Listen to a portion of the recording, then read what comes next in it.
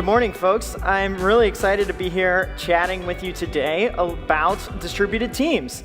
Zapier has scaled our company up to 300 people without an office. We've never once had a lease for running an office. And so I'm going to talk a little bit about how we've done that and what makes it work. A little bit of background information about us before we start to help you get some context for could these things work in your situation, or might you need to adapt them a little bit more. Zapier, we have over 1,500 different connected apps. So Zapier is a tool that helps you get your work tools to work for you. So we hook into things like G Suite, Slack, QuickBooks, MailChimp, Trello, Salesforce, you name it. We are 100% remote, almost 300 folks, spread across 26 countries, 34 US states, all over the world. The only continent we do not have someone employed in is Antarctica. So if you know anyone in Antarctica, we're looking. We have over 4 million people using Zapier, and Zapier rhymes with happier. That's perhaps the most important thing to learn this morning. So why set up a 100% remote team? Counter to a lot of people's beliefs, this was not a perfectly rational decision when we started the company. We were born out of the situation that we were in. So Brian, Mike, and I, my two co-founders, started Zapier in Columbia, Missouri, which is right in the middle of the United States, as a side project. We had day jobs, Mike was still in school, and we were working on Zapier during the nights and during the weekends. We would often be up at start working on Zapier at about 6 p.m. at night and go into 1 a.m., 2 a.m. Throughout the weeks, trying to get Zapier off the ground. And side projects can't afford offices, so we didn't have an office to begin with. Over time, Zapier started to have a little bit more success. We started to get some users. We went full-time on this thing. Brian and I moved out to California to be a part of YC, Y Combinator, which is a startup accelerator in California. And Mike came with us, but soon after, he moved back to Missouri to be with his then-girlfriend, now wife, as she was wrapping up law school. We weren't going to kick him out of the company because it was too important to have him as part of our mission. So we said, hey, let's start or keep working remotely like we had been prior to Zapier, or prior to moving to California. And the first individual we hired was in Chicago, and the second one we hired was in Columbia, Missouri as well. So at 5 people, we were spread across 3 different cities in the United States. And what we noticed was we were still shipping code, customers were happy, the team was happy, revenue was going up. All the things that you want out of your business seemed to be working just fine for us. And so we figured at that point in time, perhaps there's something we know that most of the world hasn't quite figured out yet. Perhaps we can scale a company by just hiring the best people, no matter where they are in the world, rather than limiting folks to the 30-mile radius around where we live. And so that's what convinced us to try this remote thing out, try running a company without an office. And now, as we've scaled up to 300 folks, we've proven that out. There's a lot of reasons why people love remote. Just this last week, I was talking to one of my colleagues who mentioned he had moved across the country recently because his father was diagnosed with cancer. And that was not a discussion he had to have with his boss. He just decided, you know what, I want to be there for the treatments. And so he up and moved from the west coast of the US to the east coast of the US, pretty much one day.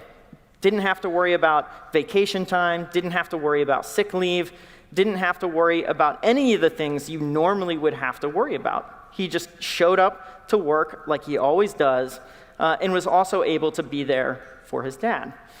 Remote work allows you to intertwine your work and your personal life in a way that you don't get to do if you're forced into working in a specific location.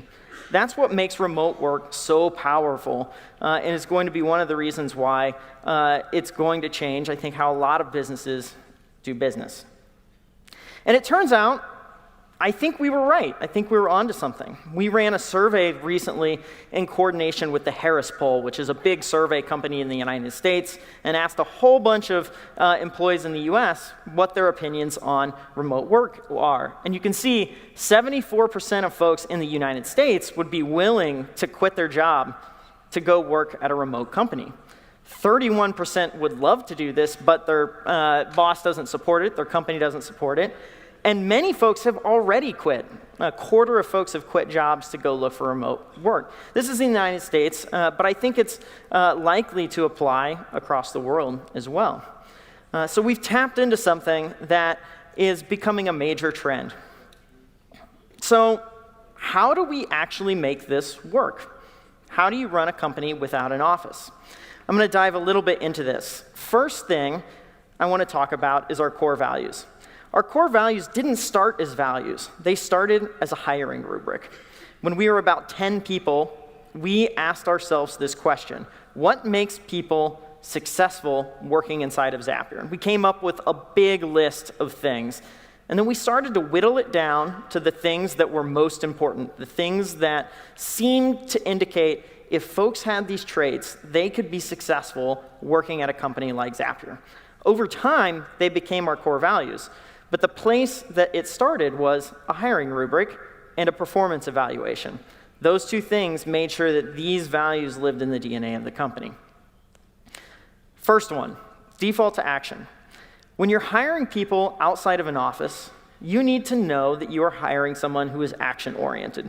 You want somebody who is a self-starter, who's independently motivated, who's going to roll up their sleeves, be curious about problems that you have, and get work done. You don't have someone who can sit next to you and figure out, hey, are you stuck? Do you need help? So you want these action-oriented individuals working inside your company. This works great in the early days. When you have a very small team, you can really go fast by hiring these types of individuals. As you get bigger, you need some frameworks to help folks figure out how to default to action. So the second thing that you need to figure out is how to default to transparency. So if you have an action-oriented culture, you want to make sure you empower your team to have the best information possible for making decisions. So inside Zapier, we make our company metrics, our user metrics, our systems and processes are all available to any employee. This allows them to make decisions as if I were in the room, as if one of my co-founders were in the room, because they have access to the best information. So if I'm asleep and they're working halfway across the world, they can see all the information I would have, and they can make a good, solid judgment about the decision they're trying to make. The second part of this, transparency, is that it breeds accountability. We use a tool called Async internally where folks publish Friday updates every single week. This is a running log of what's going on inside the company. People are saying, here's what I worked on this week, here's what I worked on last week, and it builds that momentum of getting things done. When you see what's happening all across the company every single week, people get energized and excited about what's going on because they see all the good work that's happening in all these different places. So that transparency breeds accountability across the organization, which is pretty powerful. The third thing, grow through feedback. Remote companies, distributed companies are pretty new. There's not a playbook for how to do this. So your company is likely going to have to be one that can learn quickly, can learn how to do things well. And so you need to find places to get feedback. This could come from your customers, it could come from your partners, but I think more important, it's got to come from each other inside of your company. So we have feedback systems baked into everything we do. As part of onboarding, I teach a course on how to give feedback to and from each other, how to receive feedback that helps us meet our goal, because that's what feedback's about. It's about helping each other move forward. We also use a fair amount of tools to help make our feedback systems work. We use a company called Small Improvements. This is a service that allows managers to run one-on-ones with their employees directly. It's transparently logged between the manager and the employee, so you have records of all this stuff. Really helpful feedback tool. We also use a tool called Culture Amp. This allows us to run employee engagement surveys. We run them a couple times a year. We can track things like our employee net promoter score. We can track a whole host of questions that allow us to understand how are we doing at engaging our teams. And this also acts as feedback for us to figure out what do we need to do to improve the work environment for our teams. The fourth characteristic that makes folks successful inside of a remote company is empathy. At a global company like Zapier, we have a lot of folks that don't speak English as their native language. They speak all sorts of different languages. We've grown up in all different parts of the world, which means we come from a very diverse background. And it's easy to misunderstand each other. Miscommunications happen because words have different meanings and different definitions. And so we want folks to lean into those misunderstandings with empathy and to seek to understand each other first, rather than to default to saying, I'm right, I know what's best, and you don't understand. We also do a lot to teach folks how to have empathy. So we have a whole internal document that shares, here's what to do in different situations. Here's how to show empathy for your teammates, versus here's situations where you might find yourself not showing empathy. These examples really make it easy for folks to understand how to do this well. The final thing is don't be a robot, build the robot. We're an automation company, but I think it's really important in a distributed company to have the discipline to do a lot of these things. You can't rely on informal conversations by the coffee table. You can't rely on informal conversations in the cafeteria or in the hallway to be successful. You have to build the discipline to have the right systems and processes to be successful. And a big part of that is also having automation baked into what you do, to take care of the routine, to take care of the little things. It's going to be way more reliable over time than having to keep adding more and more people into the environment. Second aspect of running a remote team. So we talked a little bit about the traits that you're looking for. So now, when you go do this, how do you actually hire inside of a remote company? At Zapier, we never meet people in person before we hire them. We do all of our interviewing over Zoom, which is a video conferencing tool. The first thing I want to share with you about hiring is that great people can overcome any org chart, it can overcome any team design, it can overcome any sort of failure in your organization. Is great people come first. So if there's anything important you do inside of your company, it's hiring. Hiring is going to make you more successful. They can overcome your own weaknesses, can overcome the weaknesses your existing team have if you are looking for great people. So this is perhaps one of the most important things for making your company successful, independent of if you're a remote team or not. So spend time on hiring. To do this well, I think it starts with your job descriptions. Far too many companies pour a ton of effort into marketing to their customers. But perhaps one of the best things your company has to offer is a job. And so it's really powerful to sit down and write what makes your job stand out. Just like you would be advertising to your customers, you want to advertise to people who could potentially join your company. Don't just search Google and look for templated job description. Sit down and think through what makes our company stand out? What makes this role stand out? Who would be successful working in this type of organization? You do this, you will be better at hiring than 90% of your peers if you take the time to really sell your job openings. From there, you can rely on a fairly standard interview process. Ours looks a little bit like this. Nothing too crazy here. We have our recruiters do a recruiting screen first up. Then the manager will do a skills interview. So we often have our candidates run through a test that looks a little bit about like what someone might do on the job. Then we have cross-functional teams interview them. We want folks to get a feel for what it would like to work with people across the organization.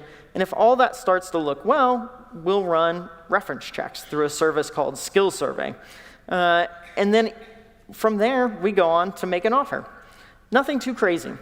So put the time and effort into writing a great job description, and then from there, run a standard, straightforward interview process, and you'll be fairly successful. If you're looking for really good interview questions, this site, the Veterans Affairs site for the US government, actually has really great job descriptions. I typically don't think of the US government as great at some of this stuff, but this is one place where they do happen to stand out, is they've written a whole host of great performance-based behavioral interview questions. Once you've hired folks, then it comes down to onboarding people.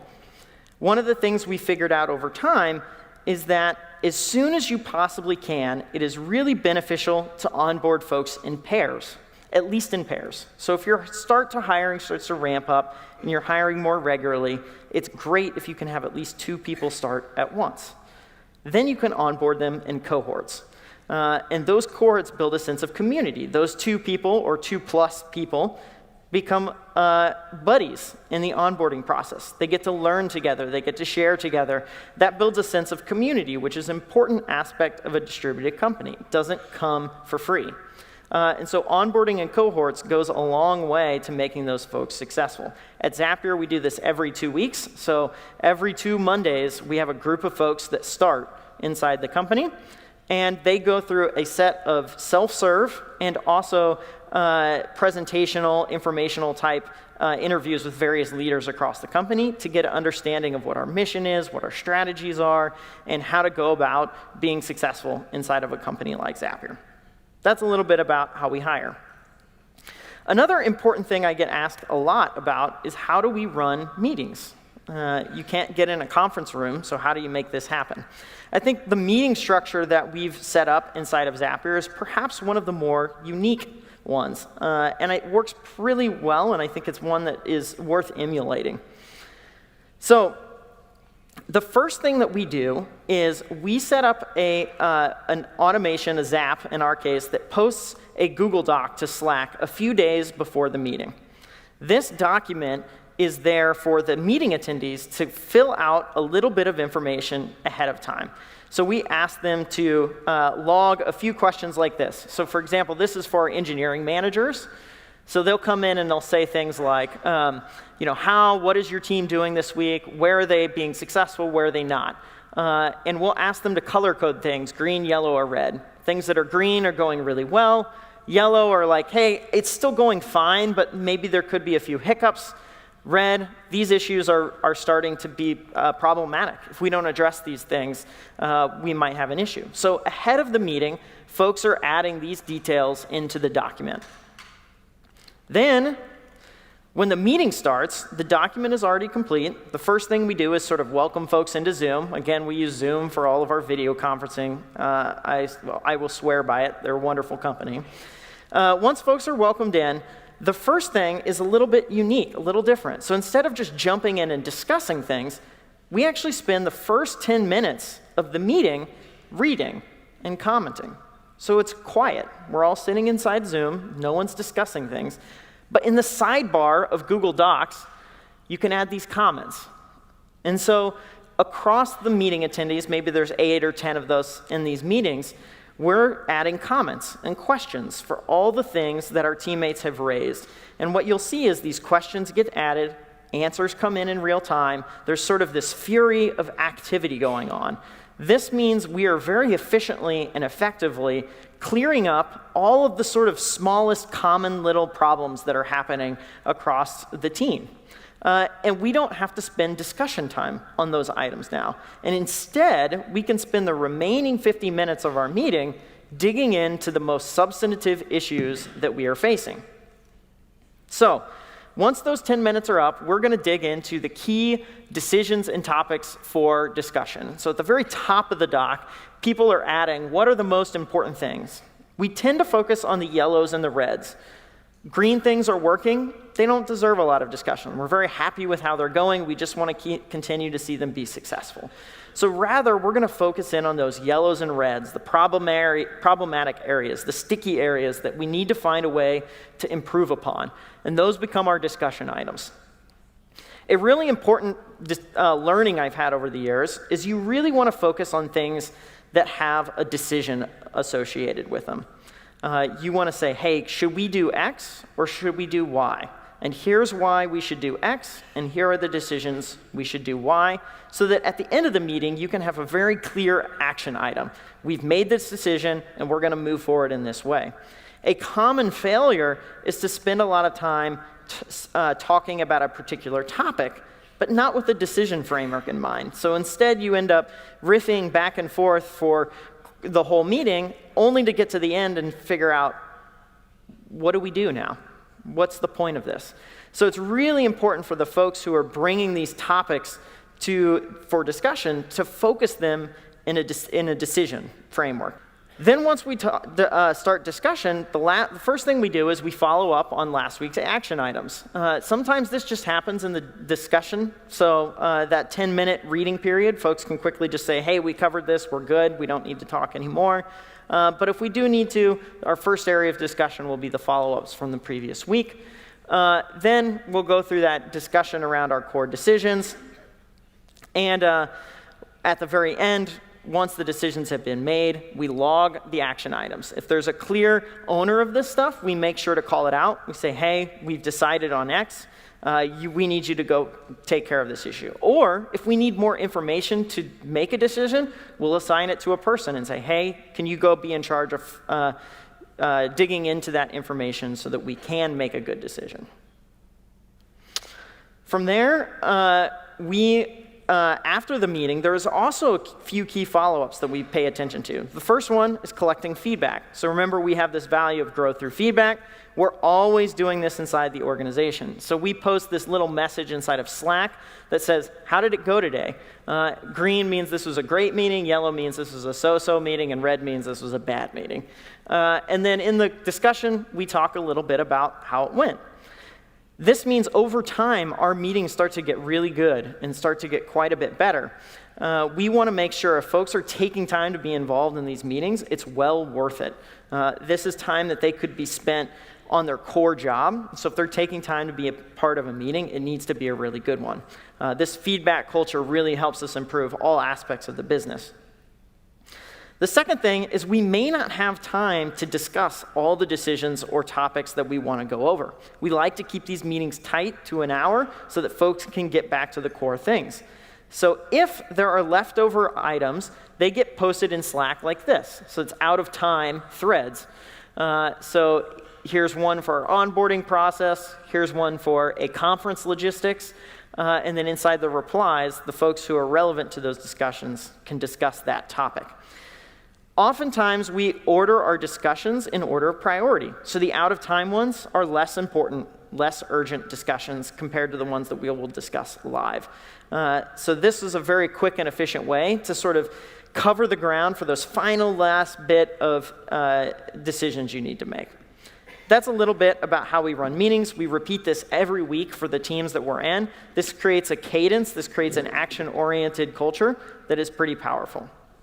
The other thing I often get asked about is how do we build camaraderie inside a remote team? Folks sort of at this point in time seem to be sold. They're like, hey, I get it. Remote is a great way to run a business. It seems like folks tend to love it. But the one thing I don't really understand is how do I build relationships with my teammates? If they're spread across the world, I just don't feel like I could be close to them. I don't feel like we could get to know each other really well. And I like being in an office because of that. I like to build relationships with people. So that's an important point. This is something that we have to work at. This is something you all have to work at if you choose to work with remote and distributed employees. We do this in a handful of ways. The first is we run a Thursday hangout. This is an all hands or a town hall on Zoom. We invite people in, we do introductions to new folks, we have a bunch of announcements, and then we often share updates around what's going on in the business. And from time to time, we'll do little activities that help engage the whole company. This is one of our teammates teaching us how to do chair yoga. We all work from home, so we don't get out and do enough exercise. So chair yoga helps us a little bit. We also like to recreate these water cooler moments, these moments where you might find each other by the coffee table or in the cafeteria. One of the ways we do this is through a bot called Donut.ai that works with Slack. So the way it works is Donut will pair you up with one other person randomly in the company every week so that you get to know your teammates across the company. For these Donut chats, folks will often schedule a quick 30-minute call to just jump on and talk about whatever strikes their interests. These are not work discussions. Oftentimes, folks are just talking about their hobbies. They're talking about family. They're talking about friends. And it's a way to build those personal bonds. It's important to find time to build these personal bonds, especially before you try and tackle hard issues as a company. So if folks feel like they have a relationship with their coworkers, they have a relationship with their peers, when those tough problems come up, they're going to find it much easier to tackle them because they already know each other really well. Another thing we do regularly. So I mentioned those Friday updates we published in Async. They share, here's what happened last week, here's what's coming next week. Well, one other section that many folks choose to include is called Unplugged. Unplugged is a section around, hey, this is what I'm doing outside of work. And so here's an example of me going to see a Golden State Warriors game from one of my Friday updates. It's a place where you can share a little bit more about what's going on in your personal life. This helps you, again, build that camaraderie and relationship with your coworkers. There's also silly things that you can do. So one Friday afternoon, one of our support agents realized that, hey, we actually had things fairly well covered. There wasn't a lot of work left to do. We were covering our customers quite well, and she proposed, let's have a dance party. You might ask, how do you have a dance party in a remote company? It's a good question. What she had proposed was, we'll pull up a popular song on Spotify. We'll ask you to record yourself dancing to it and make a GIF out of it. And then we summarized all those GIFs into this big montage here on the left. This becomes our GIF party. And so it's a fun little way to sort of engage with your teammates in a way that you might not expect. So remote teams can have that sense of camaraderie that you don't always find working distributedly.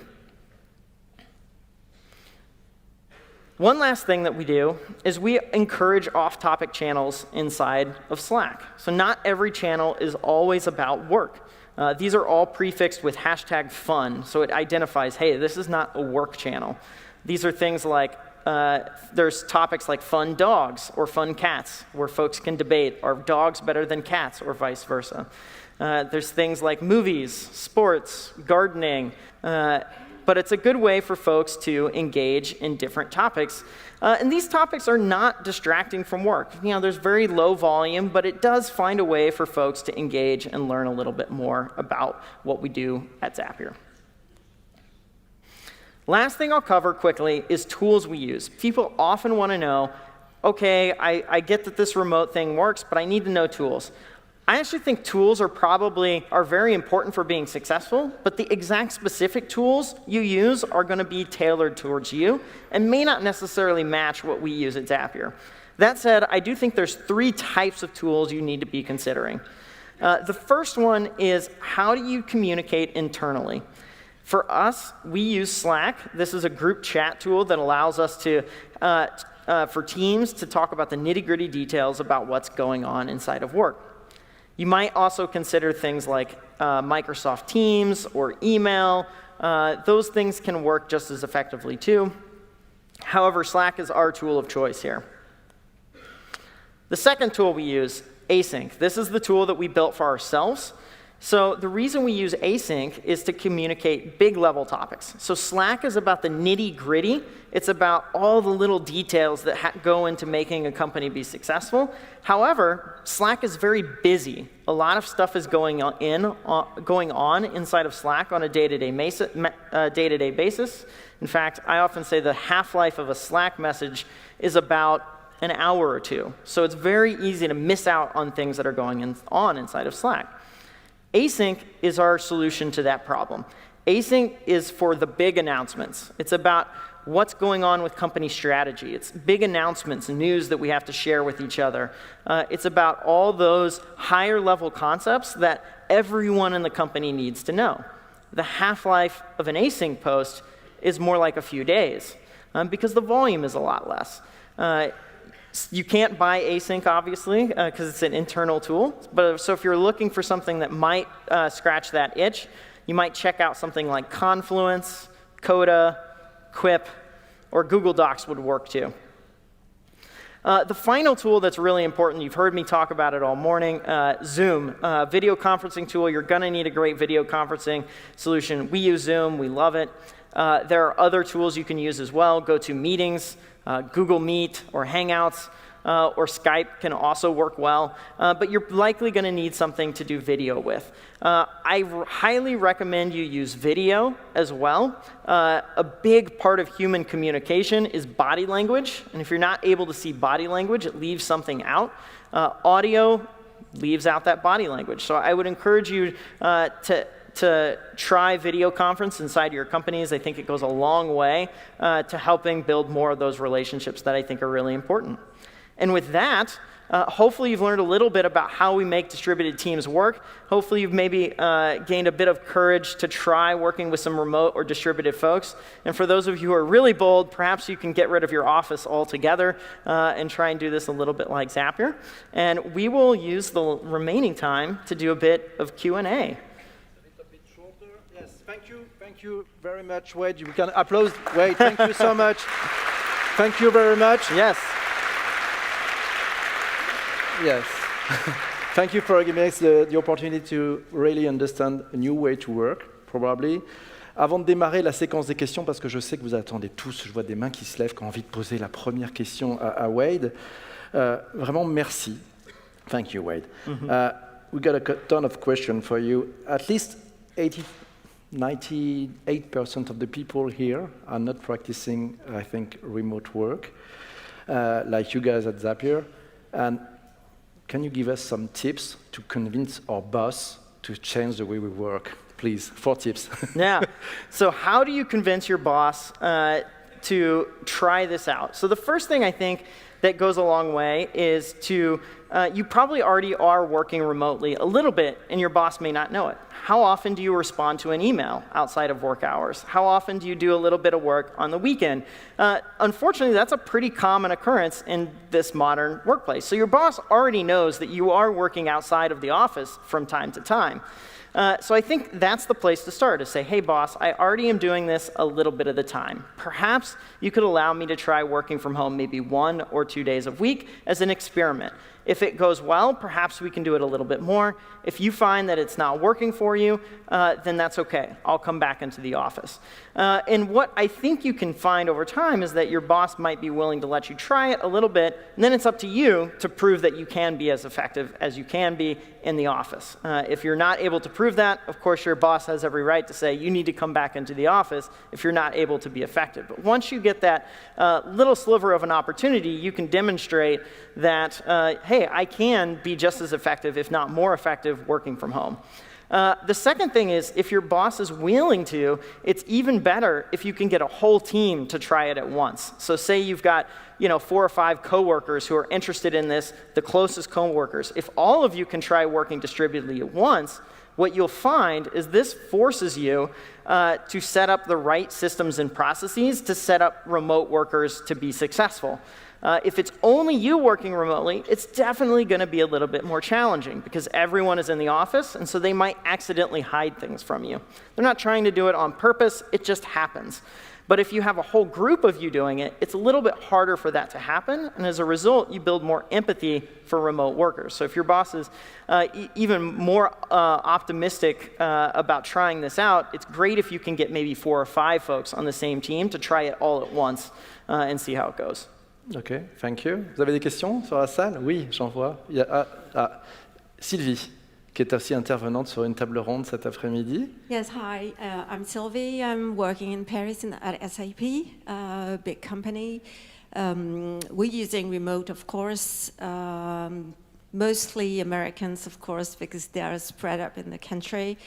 I do it 2 days, 3 days, and especially when we had those strikes in Paris, I had to stay home.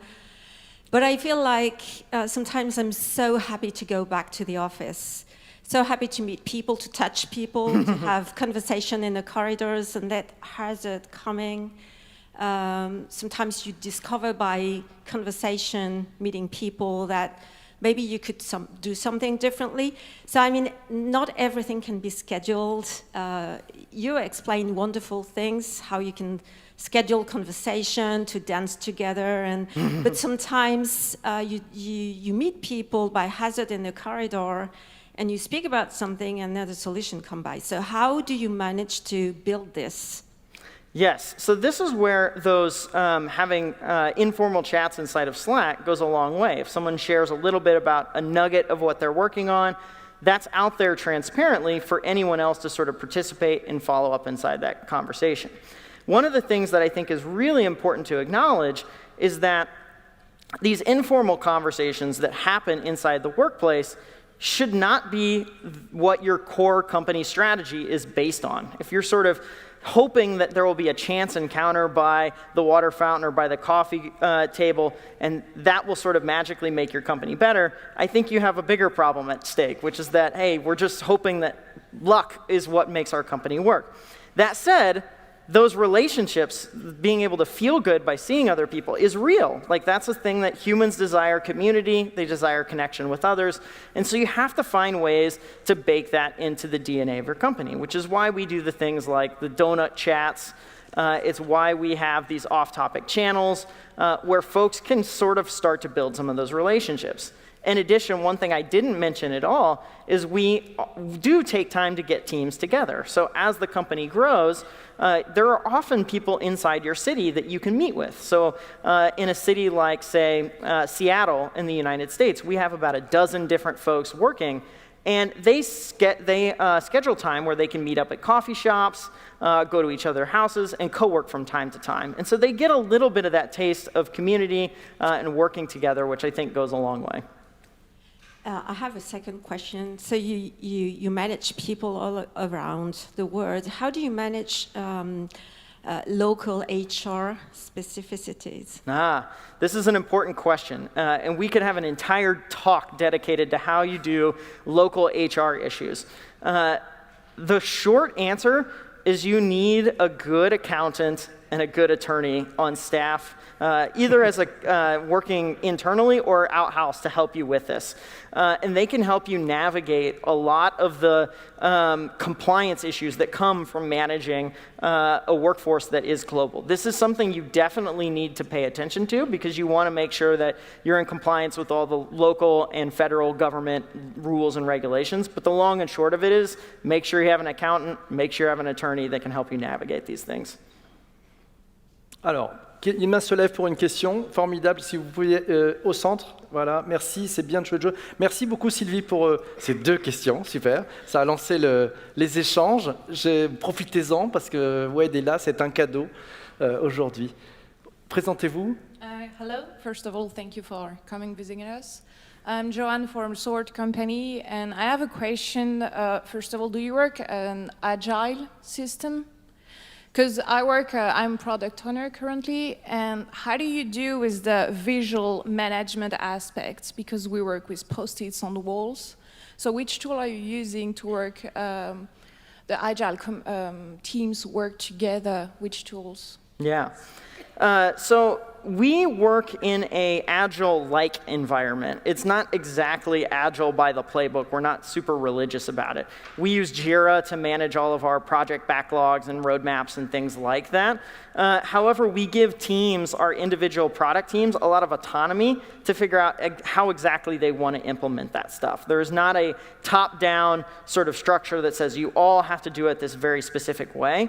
Rather, we say, hey, you within your set of people and within your charter, you know best about how to solve the problems you're facing. And so we want you to use your own judgment to go figure out how to make this happen. And so we often suggest, hey, these agile methodologies work really well, and you probably should adopt them in some capacity, but you may not need to do every last piece of that. For example, I know a lot of agile teams do the daily stand-up every single morning live. Well, that can be a little tough when your teammates are spread across different time zones. So instead, what some of our teams do will things like, inside of Slack, just do a daily handoff. So at the end of the day, you say, here's what I finished. here's what my blockers are, and here's where I could use some help. And then people catch up on that inside of Slack at their own leisure, rather than having a synchronous daily stand-up. It's sort of an asynchronous stand-up inside of Slack. So you can adapt some of the principles to Agile to work a little bit more in the environment that you're in. Thank you. Des questions? Les mains se lèvent. Ah, ici, il y a une battle. Juste ici, voilà, si vous pouvez faire passer le micro, c'est pas facile. Merci, courageux pour les questions, c'est super. On avait prévu sinon un truc, c'est-à-dire que si vous n'avez pas de questions, on en avait pour vous, donc ça c'était pas mal aussi. Allez-y, vous vous présentez, vous pouvez le dire en français si vous voulez ou en anglais comme vous voulez. Voilà. Yeah, so hello Wade, I'm Juliette from Spendesk, a Persian startup. And my question was more about how do you do to work remotely with the different time zone? As you have many people in different countries, you might have really different time zone. How do you do, for instance, if your manager is in one time zone and the managees are in one other? How do you deal with it? Yeah, time zones are definitely tricky. I think early on, we were more optimistic about our abilities to navigate time zones than perhaps was reasonable. Our first dozen or so folks we hired were all in the States. And in the States, we cover 4 different time zones, which is not that many time zones. And so you can sort of handle things when you're plus or minus 4 hours pretty easily. I remember the first individual we hired in Europe, I asked him beforehand, I said, hey, we've never worked with someone that has this much time zone diversity as us. I'm not sure if it's going to work. I think it will, but I don't know. And when he joined, he was like, look, it won't be a problem. He was awesome. He was one of our best engineers very quickly. And so we said, hey, time zone doesn't matter. And so we started hiring people globally very quickly. And what we've learned is that there are definitely pros and cons to time zone diversity. So some teams, the diversity on time zone is a huge superpower. For example, our customer support teams now have 24/7 coverage, and our customers love it. They rave about it. And I think it would be much more difficult for us to do 24/7 if we weren't willing to work across all these time zones. The same can be said for our DevOps and infrastructure team. This means no one gets 3 a.m. calls saying the site is down because there's someone in a time zone that can be there to support it. So some teams, the time zone diversity works in their favor. Other teams, it's much more of a challenge. So for example, in our product development groups, we found that we need plus or minus 4 hours of overlap just to dig into that feedback cycle. Otherwise, your feedback cycle is really slow. You give someone some feedback at the end of their day, you take a full 24-hour cycle to work through it. And when you're in a sort of fast-paced, moving environment, you want to find ways for that feedback to be quicker. And so what we started to do for those product groups is say, hey, we want the product manager, the engineering manager, the designer, and the handful of engineers that work together on a feature to be in similar time zones. Maybe plus or minus 4 hours, give or take, tends to work well. Again, we're not religious about it, so we don't dictate it. If a team is already functioning quite well and they have bigger time zone diversity than that, we're not going to break up the team because they've proven to be successful. However, if we're starting a new team, we're going to pay a lot of attention to, hey, what's the time zone overlap look like there? Because we want to set them up for success. And so, indeed, having that big time zone diversity can be tricky, and I would pay close attention to that. Thank you. Thank you. Merci. Alors, il y avait un bras qui s'était levé. Voilà, monsieur. Préparez-vous si vous avez des questions. Allez-y. Bonjour, David. Je vais poser la première question en anglais. En français, pardon. Oui, bonne idée. Super, merci, David. Merci. Vous travaillez avec beaucoup de personnes partout dans le monde, et pourtant, le sujet culturel reste une interrogation pour moi. Je dirige une société de conseil, on est beaucoup plus petit que vous, mais pendant les grèves, les collaborateurs qui n'ont pas pu venir au bureau se sont sentis, ils m'ont dit, on a été un peu désocialisés, et la machine à café leur a manqué.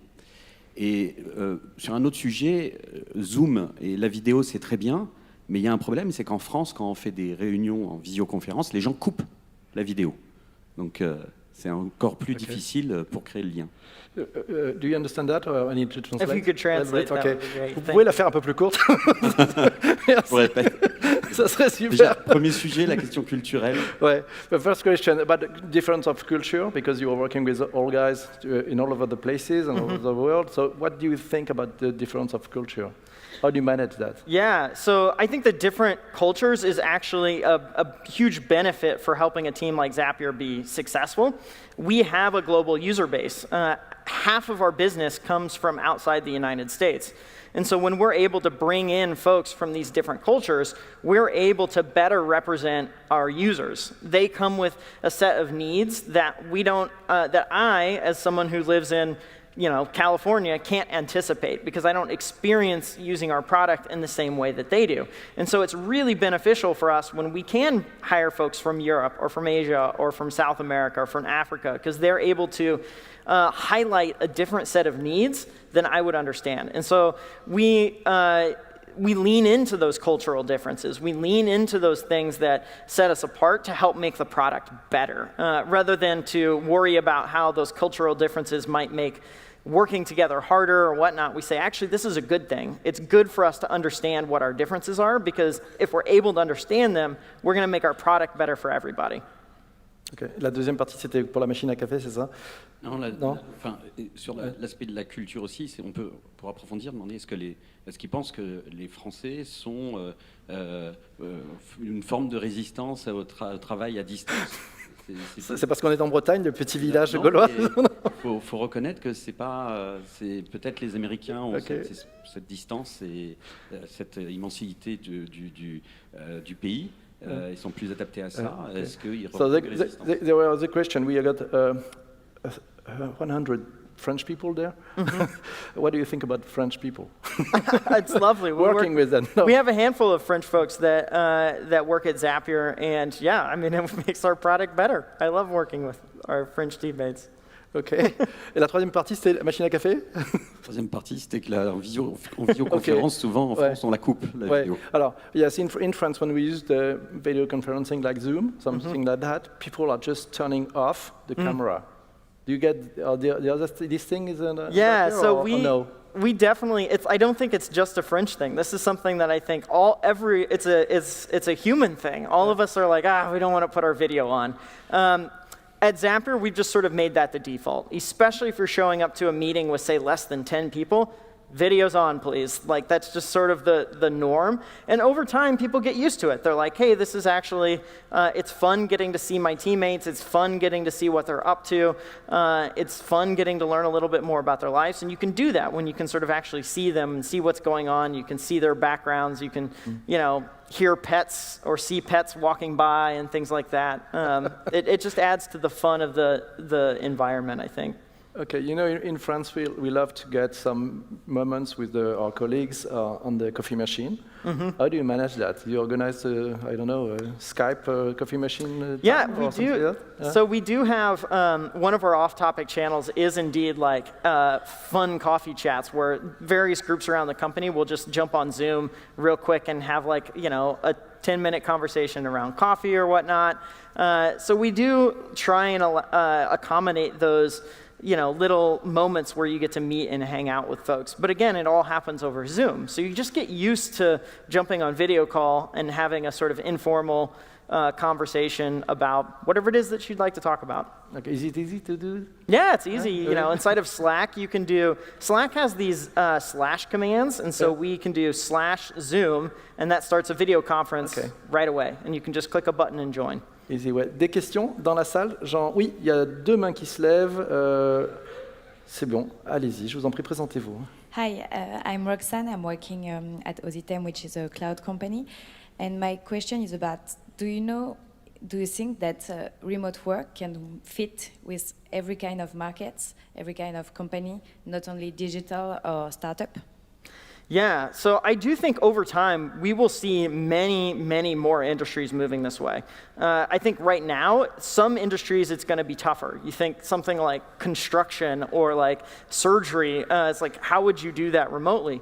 But one of the things that I think we'll see is technology advances happen in each of these industries that make that possible. When you can start to operate robots remotely, you can operate drones remotely, you might even see things like construction happen without as many people on site. Now, I think you probably will always want some people on site for construction, perhaps, but maybe not everyone needs to be on site. So I do think more and more industries will move this way, even ones that might be a little unexpected. J'ai vu la main d'Aurélien qui se levait, si on peut lui passer le micro. Thanks. Hi, Wade. My name is Aurélien. I just have a quick question about the role of immersive technologies in the process of transforming the company into 100% remote work companies. Do you use that, VR, AR, and do you see that as a development perspective for your company in particular? So we've not used VR or AR really in any sort of production capacity. Again, most of the sort of experience comes through Zoom. I have seen some of the tools and played around with some of the headsets to see like what that could feel like. I still think it's a little impractical for sort of just your normal day-to-day work, but it will be interesting to see, like, as those continue to evolve, can you make it actually feel like a real office in some capacity? Right now, I feel like they probably still have a ways to go before it becomes commonplace, but I'm interested to see. I mean, maybe it could, yeah. Monsieur, là-bas. Oui, merci. Ben, je vais innover un petit peu, je vais parler ici. Là. Ok, on vous entend, c'est bon. Oui. Je vais innover un petit peu, je vais parler en français. Je vais laisser un petit peu le côté picard de côté, je vais vous épargner cette voix. Votre prénom? Rudy, okay, excusez-moi. Super, pardon. Merci pour la présentation, c'était très bien. Moi, je fais en fait ce que tu fais en France. Je n'ai pas essayé d'aller plus loin en fait que la France pour des problèmes de décalage horaire, un petit peu peur. Je voulais avoir en fait ta vision en fait de l'entreprise dans 30 ans. Okay, Rudy is doing the same thing like you in France. That's okay. Cool. That's cool. We'd like to know what is your vision of what you are doing for the next 30 years. Wow. So what's the vision for what we're doing for the next 30 years? So at Zapier, our goal is to democratize automation and make it easier for everybody. It used to be that the only people who could benefit from automation were engineers. It was people who knew how to write code. And with Zapier, that made it so that more folks were able to do this. Now, folks who maybe weren't engineers, but are a little bit technically inclined, were able to set up automation. And so our job is to make it simpler and simpler and simpler over time so that anyone can do this. It shouldn't just be the elite few, the folks who know how to code, that are able to benefit from tools like that Zapier can bring. It should be everybody. Any type of person should be able to set up this type of stuff. It should be as easy as downloading an app on your phone. So, as we think about what we're trying to do over the next decade, the next 2 decades, it's really about how do we make these tools more commonplace for everybody. Great. Last but not least, une question là-haut, on y va? Ouais, bonjour. Hi, Wade. My name is Bertrand, and I'm one of the co-founder of an advocacy marketing platform called Limber. My question is quite simple. What KPIs are important for you in terms of employee engagement and in terms of business as well? Yeah. Merci, Bertrand. So what KPIs are important? For employee engagement, we track the scores to a handful of questions. The ones that we track most closely are our employee net promoter score, which is how likely are you to refer a friend or colleague to come work at Zapier? So we pay attention to the answer to that question. We also ask this question, how likely are you to continue working at Zapier a year from now? And we pay attention to those on a 6-month basis to see, are those scores going up? Are they going down? Obviously, if they're going down, we're trying to understand why. So we have a comment section where people can elaborate. And we use that feedback to adjust how we operate internally. As far as KPIs for tracking the business, we pay attention to a lot of the things that similar software as a service type companies would pay attention to. So for example, that's going to be our activation rates, like how well are we converting our site visitors into active users. We're paying attention to our net revenue retention, which is a measure of how much more value are we delivering to our existing customers. If our customers find ways to use Zapier more and pay Zapier more over time, we're doing a good job. If it's going down over time, we're not doing as good of a job. We're paying attention to our recurring revenue, trying to understand, hey, is our subscription base growing? And then we're also paying attention to our engagement metrics. So we have this metric called MAU 20 days. So that's monthly active users 20 day plus, which means are they using Zapier at least 20 days out of a month, which roughly equivalates to every work day. So those are a few of the KPIs that we track pretty closely and are trying to drive up over time. Many, many thanks for your amazing keynote and your sharing. Sharing is caring. Merci Wade, je crois qu'on peut l'applaudir très fort. Thank you. Ouais.